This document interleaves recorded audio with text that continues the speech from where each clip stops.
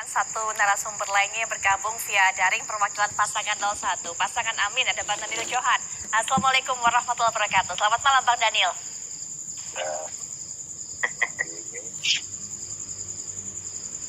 Bang Daniel Johan? Ya, sepertinya masih terkendala komunikasi dengan kami. Kami akan coba perbaiki dan juga kembali.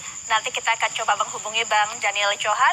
Tapi kita akan dengarkan bagaimana pandangan dari Mas Adi mengenai apa yang disampaikan oleh Bang Ciko tadi. Ada anomali ini. PDIP suaranya cukup tinggi di wilayah Jawa Timur. Tapi kemudian Pak Ganjar ataupun juga teman pasangan 03 tidak terlalu berkutik di sana. Sekali lagi versi quick count. Ya, saya kira memang ada dua hal yang bisa menjelaskan kenapa pileg tinggi tapi pilpresnya misalnya rendah. Atau sebaliknya, pilpresnya tinggi kemudian pilegnya rendah. Ada yang disebut dengan teori split ticket voting. Jadi pemilih itu seringkali iman politiknya agak berubah antara hati dan pikirannya. Satu sisi pilegnya misalnya dia pilih PKB, tapi pada saat yang bersamaan soal pilpresnya dia pilih yang lain, bukan pilih Amin. Mungkin pilih Prabowo, mungkin juga pilih Ganjar dan Mahfud. Begitupun apa yang terjadi pada teman-teman PDIP yang seperti disinggung oleh Bang Ciko. Pada level kepartaian misalnya, mungkin banyak basis pemilih-pemilih PDIP misalnya tetap tegak lurus memilih PDIP sebagai partai politik yang mereka coblos di 2024 ini. Tapi ketika mereka bicara tentang pilpres, belum tentu jagoan yang diusung oleh PDIP yang dipilih. Tapi misalnya lebih mengikuti kemana preferensi pilihan politik Jokowi yang jelas-jelas memberikan dukungan politiknya kepada Prabowo dan Gibran. Ini yang disebut dengan split ticket voting, Putri. Itu artinya apa? Satu orang itu tidak bisa dipastikan dia akan sama pilihan pilpresnya dan sama dengan pilihan pilegnya. Itu teori yang umum menurut saya. Itu artinya apa? Setiap kader partai ada split namanya, dia nyempal. Tidak tegak lurus dengan keputusan partainya terkait dengan pilpres, tapi kalau pileg dia istiqomah. Di mana semua kader partai yang maju, antara caleg yang dari pusat hingga daerah itu, dia tetap dipilih. Tapi untuk pilpres dia bisa kemana-mana, tidak sesuai dengan arahan partai. Nah, yang kedua yang bisa menjelaskan, mungkin juga caleg-caleg di bawah itu tidak solid untuk konteks pilpresnya. Caleg-caleg di bawah misalnya level kabupaten, provinsi, kota, dan pusat, itu mungkin hanya mengkampanyekan dirinya. Tapi untuk pilpres, pemilihnya itu dibiarkan. Kalau saya misalnya sebagai kader partai A, udahlah kalau urusan partai pilihlah saya, urusan caleg pilihlah saya, untuk pilpres silakan. Tidak harus memilih capres yang sesuai dengan saya dan partai saya. Bisa capres B, bisa capres C, dan bisa capres D. Kenapa ini terjadi? Karena banyak caleg itu seringkali cari aman. Kalau di kandang, di mana tempat dia maju, pilpresnya tidak terlampau menguntungkan, dia biarkan itu basis konstituennya untuk memilih tempat yang lain. Misalnya nih, kalau saya contohkan teman-teman PDIP, kalau Bang Ciko lagi nyalon di Jawa Timur, secara kepartaian, secara pileg solid, tapi ketika bawa nama-nama Ganjar dan Mahfud di tempat Bang Ciko itu maju, maka pasti Bang Ciko akan bilang kepada kadernya, ya untuk pilpres nantilah kau bisa pilih yang lain. Itu hampir semua bisa dilakukan oleh semua partai. Oleh karena itu, caleg seringkali hanya mengkampanyekan dirinya, cari aman untuk dirinya, soal pilpres itu urusan yang lain. Karena ada satu statement yang menurut saya umum dimiliki oleh setiap caleg. Ya kalau pilpres sudah banyak yang mikirin. Kalaupun toh menang mereka, belum tentu persoalan caleg nggak ada yang mikirin kita. Gitu baik, Pak Hadi. Ini yang kemudian bisa menjelaskan kenapa ada keterbelahan antara pilihan legislatif dan kemudian pilihan pilpres. Baik, sebelum nanti kita dengarkan juga Bang Ciko bisa berikan tanggapan ini, kita akan hubungi terlebih dahulu Bang Daniel Johan yang sepertinya juga saat ini sudah terhubung dengan kita via daring. Assalamualaikum warahmatullahi wabarakatuh. Selamat malam Bang Daniel Johan. Kita nggak bisa dengar suara. Bang Daniel? Mungkin masih di mute Bang Daniel. Apakah bisa mendengar suara kami? Baru dengar kita. Ya, Bang Daniel? Sepertinya masih ada kendala kami menghubungi Bang Daniel. Bang Daniel sudah bisa mendengar suara saya? Nah, suaranya putih lah. Ya, Bang Daniel? Ya, Bang Daniel? Saya dengar nggak? Saya dengar. Baik, baik. Oke, Bang Daniel mendengarkan. Yang lain dengar nggak, baik. Pak? Nggak dengar saya dia ngomong apa, nggak dengar. Baik, nanti Saya coba. nggak dengar. Ya, Saya nanti dengar, kita, kan? nanti kita. Dengar, saya dengar. Baik, baik. Dengar, Nanti dengar. kami akan Itu coba sorry. perbaiki lagi. Tapi Bang Daniel juga bisa dijelaskan kepada kami bagaimana pandangan dari PKB ataupun juga pasangan 01. Karena memang kita ketahui Jawa Timur ini merupakan banyak sekali pendukung PKB di sana. Tapi rupanya jumlah dari versi hitung cepat suara yang diraih oleh pasangan Amin juga terpautnya gapnya selisihnya cukup jauh dengan pasangan Prabowo Gibran yang saat ini unggul di wilayah Jawa Timur. Bang Daniel Johan. Oke.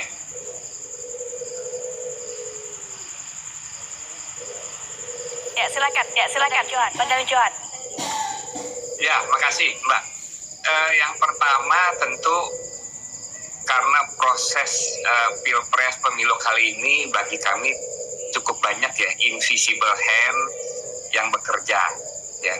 Misalkan mulai dari bansos yang dilekatkan dengan pesan-pesan politik, mulai dari pejabat-pejabat PLT yang mendapat tugas khusus, mulai dari sejumlah aparat yang memang mendatangi kepala desa.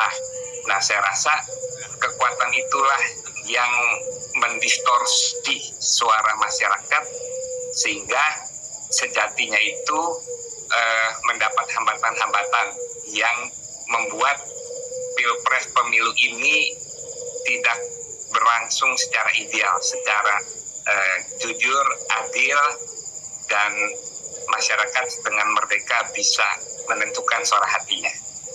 Tetapi kita saat ini sedang mengawal proses penghitungan suara sehingga menjadi tuntas dan itu menjadi fokus kita saat ini. Demikian, Mbak. Baik, tapi Bang Daniel apakah juga melihat bahwa faktor dari Bukovifa yang kemudian mendukung pasangan 02 ini menjadi salah satu faktor yang membuat pasangan 02 begitu unggul di sana?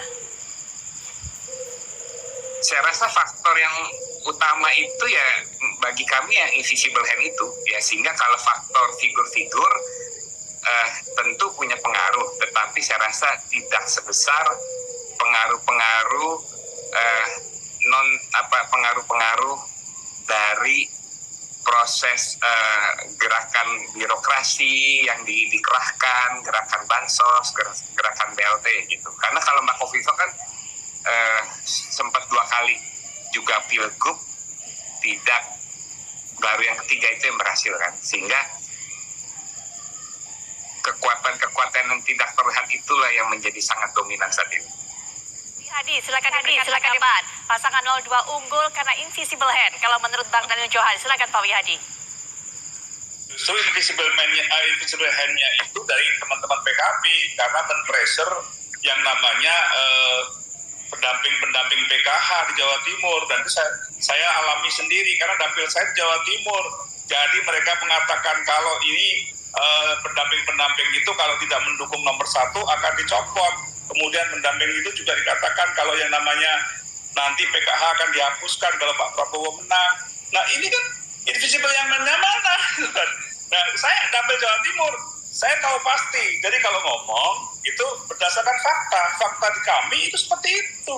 Justru yang ada adalah pendamping PKH itu yang notabene banyak orang-orang dari PKB. Ya kita katakan apa adanya di sini. Bahkan yang kita boleh dikatakan yang namanya itu banyak PJ. Bagaimana kita PJ? PJ-nya tidak bisa ngapa-ngapain juga. Jadi saya kira ini sudah lewat. Ya, yang ada adalah bagaimana kita tidak perlu lagi mempermasalahkan hal yang sebenarnya belum tentu ada. Bahkan kalau kita buka-bukaan di sini, malah nanti Bang Johan nanti yang akan mengatakan bahwa ini kok bisa seperti ini di Jawa Timur. Gitu.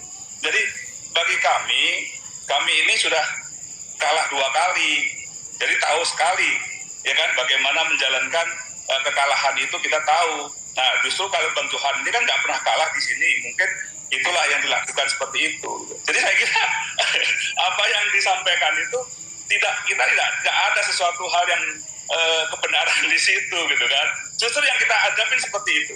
Kalau kita bicara masalah BLT, masalah bansos, itu jelas masalah itu memang kita tahu bahwa memang ada program dari pemerintah mengenai masalah bansos itu, ya kan. Dari kemudian bansos itu pun sendiri kan tidak semuanya menerima bansos, karena bansos itu kan karena efek El Nino, ya kan. Di Jawa Timur kita di dapil saya itu sudah dikatakan tidak ada yang mendapatkan bansos dan BLT juga tidak ada, gitu kan, untuk El Nino. Jadi ini saya kira mesti harus kita melihat ke depan mengenai masalah yang pilpres ini. Jadi cobalah kita melihat bahwa pemilu ini sudah kita lalui dan kita coba sama-sama untuk bagaimana membangun negeri ini, bukan mencari kesalahan karena kekalahan. Baik Pak Ya, Hadi, nanti setelah jeda silakan diberikan tanggapan Bang Daniel Johan, termasuk juga bukan mungkin invisible hand-nya, tapi juga kita akan membandingkan bagaimana popularitas dari Caimin yang ternyata tergusur ataupun juga tergeser di wilayah Jawa Timur. Saat lagi.